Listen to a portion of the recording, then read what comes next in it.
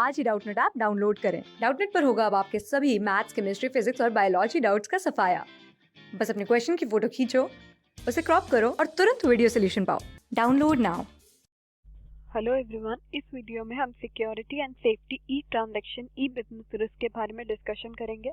तो वीडियो को ध्यान से देखें और साथ ही साथ कॉन्सेप्ट को अच्छे से समझें। ओके, तो इसमें क्या लिखा हुआ है पढ़िए। Online transaction unlike arm length transaction in a physical exchange are prone to number of risk. अब इससे क्या मतलब हुआ कि जब ऑनलाइन ट्रांजैक्शन की हम बात करते हैं तो इसमें बहुत ज़्यादा लिमिटेशंस भी हैं जो ट्रेडिशनल बिजनेसेस में अगर हम करें या ऑफलाइन बिजनेसेस करें उसमें नहीं होते हैं। ठीक है, तो यहाँ पे रिस्क क्या रेफर कर रहा है ये भी लिखा हुआ है। Risk refer to the probability any mishappening that can result into financial, reputational और physical losses to the parties involved in the transaction. अब रिस्क का क्या मतलब होता है बताइए। हमने पढ़ा कि रिस्क होता है, ठीक है। रिस्क कैसे हो सकता है बताओ।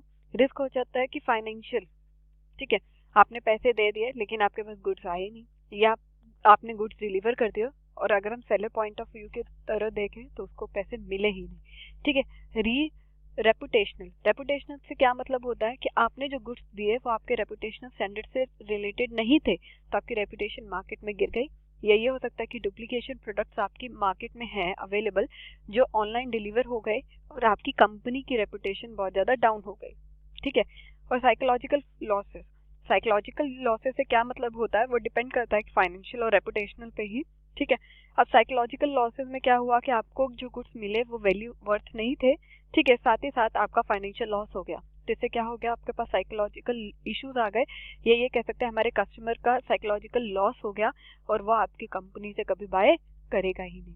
होप आपको क्लियर हो गया। चाहे वो डिलीवरी से रिलेटेड हो, चाहे वो फाइनेंशियल या रेपुटेशनल से रिलेटेड हो, ये सारी चीजें यहाँ पे लिखी जाती हैं। ओके, आगे देखें। Because of greater probability of such risk in the case of the online transaction, security and safety issues become the most crucial concern in the e-business। इस वजह से हम ये कह सकते हैं कि जितने भी ज़्यादा रिस्क हो रहे हैं तो क्या हो रहा है कि हमारी जो सिक्योरिटी और सेफ्टी इश्यूज है वो भी ज़्यादा कंसर्न करने की ज़रूरत हो रही है किसमें, ई बिजनेस में। होप आपको क्लियर हो गया। ओके, आगे बढ़े। वन में broadly discuss these issue under 3 headings, ठीक है। अब यही सारे जो इश्यूज हैं जो हम ये कह सकते हैं जो रिस्क हो रहे हैं फाइनेंशियल, रेपुटेशनल और साइकोलॉजिकल, इन सबको हम क्या 3 कैटेगरीज में या 3 इश्यूज में अंडर क्लासिफाई करके रीड कर सकते हैं, ठीक है। आगे देखें। दीज इश्यूज अंडर 3, ठीक है। अब जो रिस्क हैं वो 3 टाइप्स में हमने क्लासिफाई कर दिए हैं, ठीक है। रिस्क क्या क्या क्लासिफाई किए हैं बताइए। पहले किया है ट्रांजैक्शन रिस्क। ट्रांजैक्शन रिस्क से क्या मतलब होता है, जो रिस्क हो जा रहा है आपकी ट्रांजैक्शन में रिलेटेड, ठीक है। फिर आ जाता है data storage, okay, data storage risk. और साथ ही साथ फिर थर्ड रिस्क हमारे को हमने क्या पढ़ना है, transmission risk, transmission risk. Hope आपको ये पॉइंट क्लियर हो गया। ओके, और ये सारे के सारे जो रिस्क होते हैं वो क्या करते हैं, इंटेलेक्चुअल प्रॉपर्टी को और प्रिवेसी रिस्क भी होते हैं जो अल्टीमेटली हमारे ट्रांजैक्शन को अफेक्ट करता है। And threat to intellectual property और प्रिवेसी रिस्क, ठीक है। हमने क्या करना है, प्रिवेसी रिस्क भी हो जाते हैं, ठीक है, और साथ ही साथ जो थ्रेट करा रहे हैं हमारे को किसको, इंटेलेक्चुअल प्रॉपर्टी को। होप आपको ये पॉइंट क्लियर हो गया। ओके, अब इन सबको हम डिटेल में आगे बुक में पढ़ते हैं। ओके, एक एग्जिबिट 5.1 दे रखा है आपने। ओके, इसको देख लेते हैं क्या है। Exhibit an adoption of online shopping page of indiantimes.com, ठीक है। शॉपिंग पेज है ये, ओके, किसका, indiantime.com, India biggest shopping mall का, ठीक है। इंडिया टाइम्स ही मतलब कि टॉप ऑफ द फॉर्म यहाँ लिख रखा है, आपका यूजर नेम, आपका पासवर्ड, और अगर आप न्यू यूजर हो तो आपको रजिस्टर कराना है। तो आपको क्लियर हो गया, ठीक है। अब यूजर नेम और पासवर्ड तो है इंडिया टाइम्स का, अगर आपको पासवर्ड भूल गया तो आपके पास ये ऑप्शन आ जाता है फॉरगॉट पासवर्ड, ठीक है, बॉटम ऑफ द फॉर्म। उसके बाद आपके पास बहुत सारी क्या हो रहा है कि आपको एयर टिकट करानी है, होटल में बुकिंग करानी है, इंडिया टाइप, बहुत सारे के सारे यहाँ पे ऑप्शन दे रखे हैं, ठीक है। उसके बाद आपको अपना प्राइस सेल करना है तो आप यहाँ पे लिख सकते हैं और साथ ही साथ आपको कितने वैरायटी मिल जाएगी। होप आपको यहाँ तक क्लियर हो गया। ओके, अब नोट्स देख लेते हैं। Type of URL address in the address window of the browser tend to be the addressee home page, ठीक है। साथ ही साथ जो अगर विंडो ब्राउजर में देख लेते हैं तो वो एड्रेसी का क्या हो जाता है, होम पेज हो जाता है in the case of indiatimes.com पे, ठीक है। From there one can move to the shopping, और वहाँ से आप क्या मूव कर सकते हैं शॉपिंग के थ्रू, ठीक है। Home page means an introductory और menu page of the website. Home page क्या होता है? वेबसाइट का एक इंट्रोडक्टरी और मेन्यू पेज होता है, ठीक है, जो आपको बताता है कि क्या एक इंट्रो है इस वेबसाइट में। Okay, home page usually contain the site name, और साथ ही साथ क्या नेम करता है? साइट नेम भी, और साथ ही साथ क्या क्या कंटेंट्स हैं उनके डिक्शनरी में, या ये कह सकते हैं क्या क्या अवेलेबिलिटी है उनके वेबसाइट पे, ठीक है। उसके बाद all other pages on the server are usually accessible by the following link from the home page, और साथ ही साथ जितने भी पेजेस किसमें हैं, आपकी वेबसाइट पे हैं, ठीक है, तो वो सारी की सारी चीज़ें वहाँ से आपके लिंक के थ्रू मिल सकते हैं, ठीक है। आगे देखें यूआरएल। यूआरएल क्या होता है? Uniform resource locator. Uniform resource locator उसको क्या रेफर करते हैं? वर्ल्ड वाइड वेब एड्रेस होता है जो स्पेसिफाई करता है कि आपकी स्पेसिफिक साइट है, साथ ही साथ कौन सा पेज है, कौन से ग्राफिक है, कौन से डॉक्यूमेंट है अपने इंटरनेट पे, ठीक है।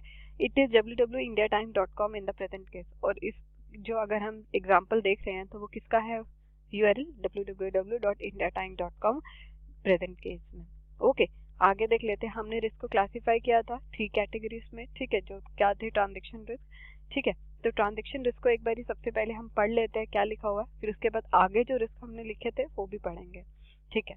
ट्रांजैक्शन रिस्क से क्या मतलब होता है? रीड करें। Online transaction are vulnerable to the following type of the transaction risk, ठीक है। जब ऑनलाइन ट्रांजैक्शन करते हैं तो वो एक तरह की बहुत ज्यादा अफेक्टिव होती हैं, ये कह सकते हैं नेगेटिव इम्पैक्ट करती है किस पे? Following types of transaction risk पे, जो अभी हम पढ़ेंगे, ठीक है। तो पहले क्या देख लेते हैं क्या लिखा हुआ है। Seller denies that customer even place the order for the customer denies that even order has been place. तो क्या हो जाता है, कई बार सिचुएशन आ जाती है कि सेलर ये कह देता है कि ऑर्डर तो आया ही नहीं है, ठीक है। क्या कह रहा है सेलर की? ऑर्डर आया ही नहीं।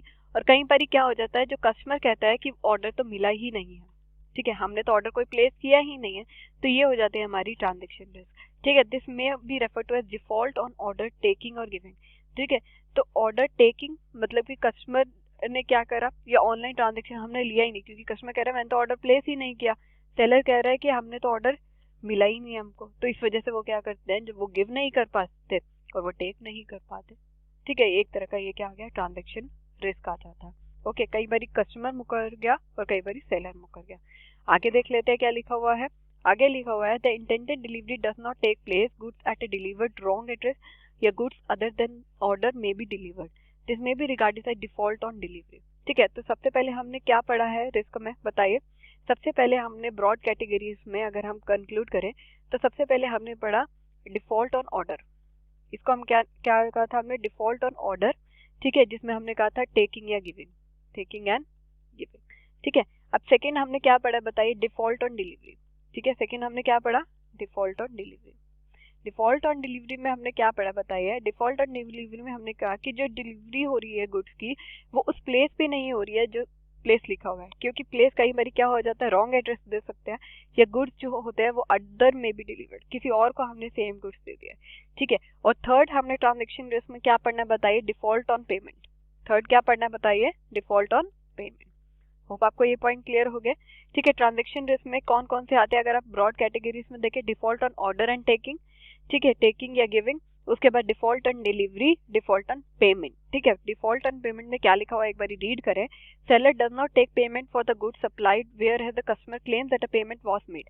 डिफॉल्ट ऑन पेमेंट का क्या मतलब होता है? सेलर ने कहा कि पेमेंट नहीं दी है, लेकिन कस्टमर कह रहा है मैंने तो पेमेंट दे दी है, तो एक तरह का ये क्या हो जाता है? Default on payment. तो ये सारी की सारी चीजें किसमें आ रही हैं, बताइए? ये सारी की सारी चीजें आ रही हैं ट्रांजैक्शंस में। होप आपको ये पॉइंट क्लियर हो गया।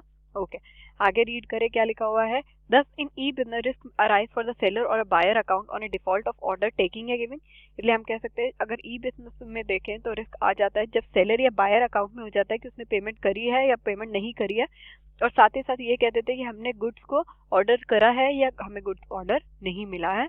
और फिर हमने ये भी पढ़ा था कि हमने डिलीवर कर दिया गुड्स को, वो भी रॉन्ग एड्रेस पे, या कई बार ये हो जाता है कि हमने किसी और का गुड किसी और को डिलीवर कर दिया, ठीक है। यहाँ पे यही लिखा हुआ है, एक बार रीड कर लेते हैं। डिलीवरी एज पेमेंट, पेमेंट का हमने पढ़ लिया। Such a situation can be averted by providing an identity और location verification at the time of registration, ठीक है। जो सिचुएशन होती है उसका अवर्ट कर सकते हैं अगर हमारे को आइडेंटिटी मिली हो या लोकेशन मिली हो, कहाँ पे? जब टाइम है हमारा रजिस्ट्रेशन का, ठीक है। और साथ ही साथ obtaining authorization as order confirmation and payment realization, साथ ही साथ क्या ऑर्डर ऑथराइजेशन और साथ ही साथ क्या कंफर्मेशन या पेमेंट या रियलाइजेशन है, ठीक है। आगे एक एग्जांपल दे रखा है, एक एग्जांपल के थ्रू हम इस सिचुएशन को भी पढ़ते हैं। एक बारी वीडियो को ध्यान से देखते रहें। मतलब कि अगर ये देखना चाहें कि रजिस्ट्रेशन के टाइम क्या है कि ऑथराइजेशन है कि एड्रेस सही दे रखा है कस्टमर ने या नहीं, तो उसको हम चेक कर सकते हैं कुकीज से।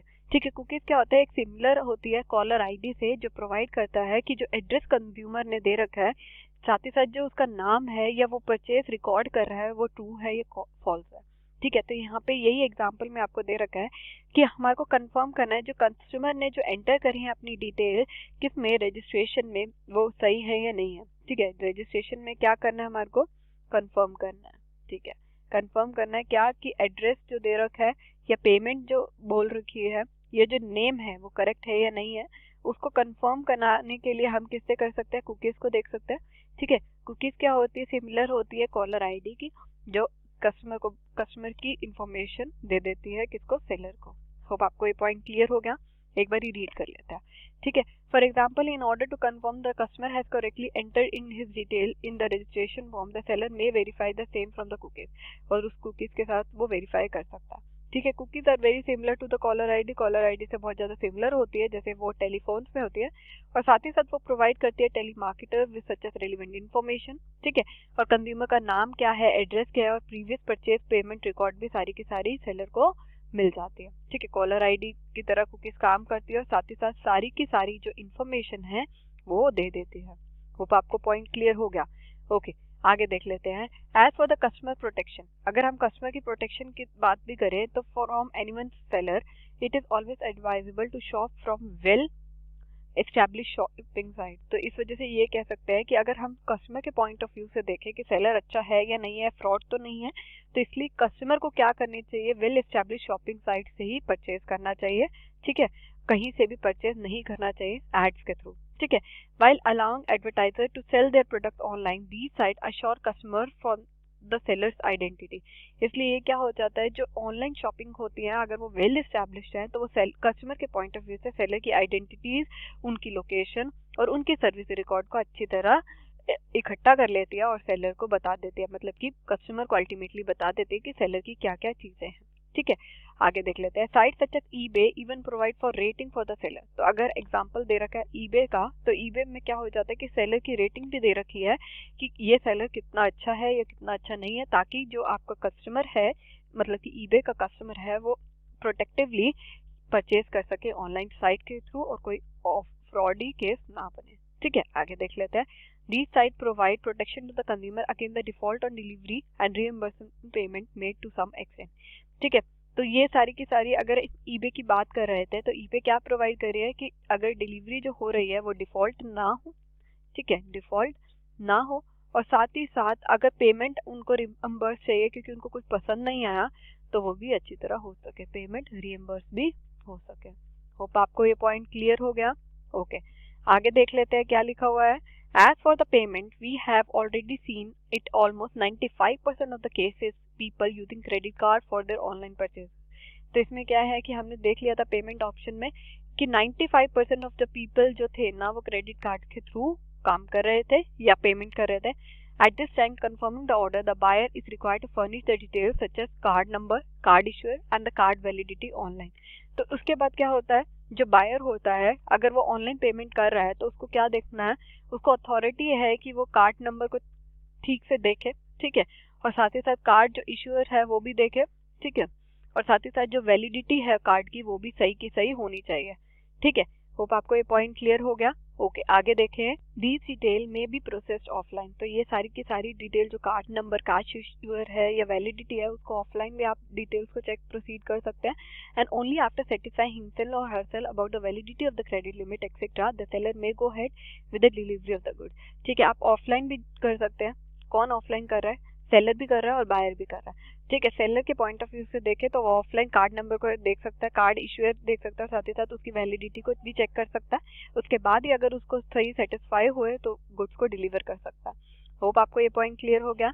ओके, आगे देख लेते हैं। Alternatively e commerce technology today permit even online processing of the card information. इसलिए हम ये कह सकते हैं जो ई कॉमर्स टेक्नोलॉजी होती है वो परमिट करती है क्या, ऑनलाइन प्रोसेसिंग किसके थ्रू, कार्ड के थ्रू, वो भी क्रेडिट कार्ड इंफॉर्मेशन। होप आपको क्लियर है। For protecting the credit card details from being misused, shopping malls in these days use encrypted technology such as Netscape Secure Socket Layer. ठीक है, तो इसलिए अगर आपकी कार्ड की डिटेल्स अगर आपको ज़्यादा से ज़्यादा मिसयूज नहीं करानी है, आपको प्रोटेक्टेड रखनी है, तो क्या होता है कि कई बार जो शॉपिंग मॉल्स होते हैं वो क्या यूज़ कर रहे हैं, एनक्रिप्टेड टेक्नोलॉजी यूज़ कर रहे हैं, जैसे कि नेटस्केप सिक्योर सॉकेट SSL। ठीक है, जिसके थ्रू आप क्या कर सकते हैं, आप पेमेंट कर सकते हैं और आपकी जो कार्ड की डिटेल्स है वो हर किसी इंसान के पास नहीं जाती है। होप आपको ये पॉइंट क्लियर है। ओके, आगे देखें। You can gain some information about SSL from the box of the history. ठीक है, ई-कॉमर्स के में, और साथ ही साथ in succeeding section we will be familiarising with the encryption या cryptography, an important tool use for safeguarding the interest data transmission risk in online transaction. ठीक है, और साथ ही साथ अगर कमिंग वाले सेक्शन में हम ये भी पढ़ेंगे कि सेफगार्डिंग हमारा अगेंस्ट किससे हो, डाटा के थ्रू, मतलब कि ट्रांजेक्शन रिस्क के थ्रू, और उसमें हम इंक्रिप्शन और क्रिप्टोग्राफी के बारे में भी पढ़ेंगे। होप आपको ये पॉइंट क्लियर है। ओके, अब सेकंड पॉइंट क्या है हमारा, डाटा स्टोरेज एंड ट्रांसमिशन। क्या है डाटा स्टोरेज एंड ट्रांसमिशन, इसको भी हम पढ़ें। ठीक है, data storage and transmission risk में क्या लिखा हुआ है एक बारी पढ़ें। ठीक है, इसमें लिखा हुआ है इंफॉर्मेशन इज पावर इंडीड। ठीक है, इंफॉर्मेशन क्या होती है, वो एक तरह की पावर होती है, अगर हमारे पास है तो हम उसको यूज करें। ठीक है, but think of a moment if the power goes into a wrong hand. ठीक है, लेकिन क्या हो जाएगा अगर इंफॉर्मेशन जो आपने प्रोवाइड करी है वो कभी गलत हाथों में चली जाए। ठीक है, तो क्या लिखा हुआ है इस पे पढ़ें। Data stored in these system are an route to export number of risk. ठीक है, जो भी डाटा इन सिस्टम्स में रिकॉर्डेड होता है वो कई बार क्या हो सकता है, एन रूट हो सकता है, एक्सपोज हो सकता है, साथ ही साथ एक नंबर ऑफ रिस्क भी कर सकता है। ठीक है, आगे देखिए। Vital information may be stolen from a modified to pursue some selfish motive और सिंप्लीफाई फॉर फन एडवांटेज। तो कई बार क्या हो जाता है, जो इंपॉर्टेंट इन्फॉर्मेशन होती है वो क्या हो जाता है, चोरी हो जाती है, या कई बार मॉडिफाई उसको कर देते हैं अपने सेल्फिश मोटिव्स के लिए, और साथ ही साथ जो कई बार क्या हो जाता है अपने फन एडवेंचर के लिए भी आपकी जो इन्फॉर्मेशन है वो यूज कर लेते हैं। ठीक है, you must have heard of the virus. आपने वायरस के बारे में पढ़ा ही होगा, हाँ, और हैकिंग के बारे में भी हमने पढ़ा ही होगा। ठीक है, do you know the full form of the एनरॉम वायरस। वायरस की क्या फुल फॉर्म होती है बताइए। मीन्स वाइटल इंफॉर्मेशन अंडर स्वीगेज। इसका क्या मतलब होता है, एक्चुअली वायरस एक प्रोग्राम होता है जिसमें सेट ऑफ कमांड्स होती हैं। ठीक है, हमने वायरस का क्या पढ़ा है, डेफिनेशन पढ़ी। वायरस की डेफिनेशन क्या है, वाइटल इंफॉर्मेशन अंडर सीएज। ठीक है, वो क्या होता है, एक प्रोग्राम होता है। क्या होता है, एक प्रोग्राम होता है जिसमें सेट्स ऑफ कमांड्स होती है। ओके, यहाँ तक हमने पढ़ लिया। Which replicate itself on other computer system. ठीक है, वो साथ ही साथ क्या कर रही है, अपनी जो रेप्लिकेट कर रही है क्या कमांड, किसके, अदर कंप्यूटर सिस्टम से, अदर कंप्यूटर सिस्टम से। होप आपको यहाँ तक क्लियर हो गया। Okay, the effect of the computer virus can range from mere annoyance in a term of some one screen display. ठीक है, कई बार क्या हो जाता है कि वायरस के भी लेवल होते हैं, जैसे कि level 1 virus, level 2, level 3 virus. ठीक है, लेवल 1 वायरस क्या होता है, डिस्क्रिप्शन फंक्शन, लेवल 2 हो जाता है। ठीक है, और साथ ही साथ damage target data files level 3 में भी आ जाते हैं और लेवल 4 में भी आ जाते हैं। तो इन सबको हमने वायरस में क्या पढ़ना है बताइए। वायरस के कितने लेवल होते हैं, 4 लेवल होते हैं, level 1, level 2, okay, level 3, okay, और फिर आ जाता है हमारा लेवल 4। अब इन सबको एक बार रीड करते हैं, आपकी बुक में क्या दे रखा है। The effect of computer viruses can range from mayor enormous in a term of the screen display. ठीक है, लेवल 1 डिस्प्ले, होप आपको क्लियर हो गया। लेवल 1 में क्या आ जाता है हमारे बताइए, डिस्प्ले पे अफेक्ट आ जाता है। ठीक है, डिस्क्रिप्शन ऑफ फंक्शनिंग। लेवल 2 में हमारा क्या हो रहा है, फंक्शनिंग अफेक्ट हो रही है। क्या हो रही है, फंक्शनिंग अफेक्ट हो रही है, यहाँ पे हमने समझ लिया। Damage target data file. ठीक है, लेवल 3 अगर हम वायरस में देखें तो हमारे डाटा फाइल्स में अफेक्शन हो रही है, डाटा फाइल्स में अफेक्शन हो रही है। लेवल 4 में अगर देखें हम, हमारी कंप्लीट डिस्ट्रक्शन हो रहा है हमारे सिस्टम का। क्या हो रहा है, कंप्लीट डिस्ट्रक्शन हो रहा है, ओके, हमारे सिस्टम का। होप आपको क्लियर हो गया। ओके, अब इन सबको एक बार हम पढ़ लेते हैं। क्या लिखा हुआ है, लेवल 1 में क्या हो रहा है, सम स्क्रीन डिस्प्ले में हमारी अफेक्ट आ रही है। लेवल 2 में डिस्क्रिप्शन ऑफ फंक्शनिंग आ रही है। लेवल 3 में हमारा क्या है, टारगेट डाटा फाइल्स को वो अफेक्ट कर रही है। साथ ही साथ लेवल 4 में हमारी कंप्लीट डिस्ट्रक्शन हो रहा है हमारे सिस्टम का। ठीक है, आगे देख लेते हैं। Installing and timely updating antivirus program and scanning the file and disk provide protection to your data files. इसलिए हम कहते हैं कि हमारे को जो एंटीवायरस की अपडेशन रखनी चाहिए, क्योंकि जो हमारी डाटा फाइल्स को अगर हमारे को प्रोटेक्ट करना है, और साथ ही साथ अगर हमारे को प्रोटेक्ट करना है अपने सिस्टम को वेरियस अटैक्स से। होप आपको यहाँ तक क्लियर हो गया। ओके, आगे देखें, डाटा में be interrupted in the course of the transmission. Data क्या होता है, इंटरसेप्टेड हो जाता है अपने ट्रांसमिशन में। फॉर दिस वन में यूज क्रिप्टोग्राफी। ठीक है, क्रिप्टोग्राफी क्या होता है, पहले पढ़े इसको। क्रिप्टोग्राफी होता है, it refer to art of protecting information by transmitting. ठीक है, अपने डाटा को प्रोटेक्ट करना बाय ट्रांसफॉर्मिंग। ठीक है, transforming it is called encrypting. ठीक है, इनटू एन अनरीडेबल फॉर्मेट। ठीक है, इसको हम कहते हैं क्रिप्टो टेक्स्ट। होप आपको क्लियर हो गया। जब हम अपने डाटा को प्रोटेक्ट करते हैं कोड्स के थ्रू, या ये कह सकते हैं उस लैंग्वेज के थ्रू जो रीडेबल नहीं है, उसको हम कहते हैं क्रिप्टोग्राफी के। ठीक है, only those who processor have a secret की कैन डिसिफर और decrypt the message into the plain text. और जिन बंदों के पास ये कह सकते हैं सीक्रेट की है, ठीक है, वही उस मैसेज को क्या कह सकते हैं, डिक्रिप्ट कर सकते हैं, मतलब कि प्लेन टेक्स्ट के थ्रू पढ़ सकते हैं। वरना अगर हम कोड्स के थ्रू लिख देंगे तो वो डाटा देख के अब मीनिंग या मैसेज का नहीं समझ सकता। ठीक है, उसे हम कहते हैं क्रिप्टोग्राफी, जब हम अपने प्लेन टेक्स्ट को कोड्स में कर देते हैं। Okay, this is similar to use code words. ठीक है, ये सिमिलर है कि हम कोड वर्ड्स के थ्रू यूज करें with someone so that other do not understand your conversation. वो सिमिलरली ये है कि हम कोड वर्ड्स में किसी से बात कर रहे हैं कि दूसरा बंदा समझ ना पाए, तो उसे हम यही कहते हैं क्रिप्टोग्राफी। ठीक है, अगर क्रिप्टोग्राफी को आपको समझना हो तो हम यहाँ पे शॉर्ट लिख लेते हैं। Okay, cryptography. ठीक है, क्रिप्टोग्राफी में हमने क्या पढ़ना है कि हमने अपने डाटा को ट्रांसफॉर्म कर दिया किसमें, अनरीडेबल फॉर्मेट में, अनरीडेबल फॉर्मेट में। ठीक है, होप आपको क्लियर हो गया। ओके, अनरीडेबल फॉर्मेट में को क्या कहते हैं हम बताइए, साइफरटेक्स्ट। क्या कहते हैं, साइफरटेक्स्ट। ठीक है, और ट्रांसफॉर्म हम किस में कर रहे हैं बताइए, एनक्रिप्ट कर रहे हैं। ठीक है, एनक्रिप्ट कर रहे हैं। और जिसके पास क्या है, सीक्रेट की है। ओके, लिखा हुआ है ना यहाँ पे, जिसके पास सीक्रेट की है वो डाटा को डिक्रिप्ट कर सकता है या प्लेन टेक्स्ट में ला सकता है। होप आपको क्लियर हो गया। ओके, थर्ड पॉइंट देख लेते हैं क्या लिखा हुआ है। थर्ड रिस्क है risk to threat to intellectual property and privacy. ठीक है, थर्ड रिस्क के बारे में क्या लिखा हुआ है बताइए, जो रिस्क है हमारी इंटेलेक्चुअल प्रॉपर्टी के साथ और साथ ही साथ हमारी प्राइवेसी से रिलेटेड। ओके, अब इसको रीड कर लेते हैं क्या लिखा हुआ है। Internet is an open space. Internet क्या है, एक ओपन स्पेस है। Once the information is available over the internet it moves out to the private domain. ठीक है, जब हमारी इंफॉर्मेशन अगर मूव हो गई इंटरनेट के थ्रू, तो ये कह रहे हैं हमारे प्राइवेट डोमेन में मूव आउट हो गई है।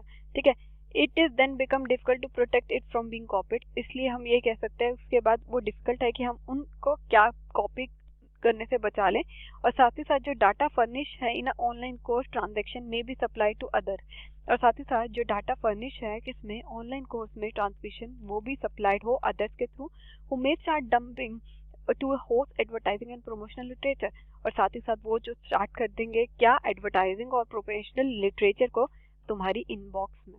ठीक है, you are then at receiving the end with a little respite from being receiving junk mails. और इससे क्या हो जाएगा, अल्टीमेटली क्या मिल रहा है आपको, जंक मेल्स मिल रहे हैं। ठीक है, आपके इनबॉक्स में ईमेल्स आ रही हैं जो इररेलेवेंट है।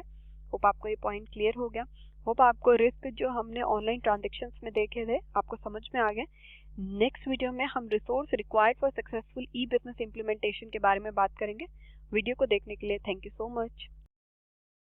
क्लास 6 से 12 से लेके नीट, IIT, JEE, मेंस और एडवांस के लेवल तक 10 मिलियन से ज्यादा स्टूडेंट्स का भरोसा। आज ही डाउनलोड करें डाउटनेट ऐप या व्हाट्सएप कीजिए अपने डाउट्स 8400 400 400 पर।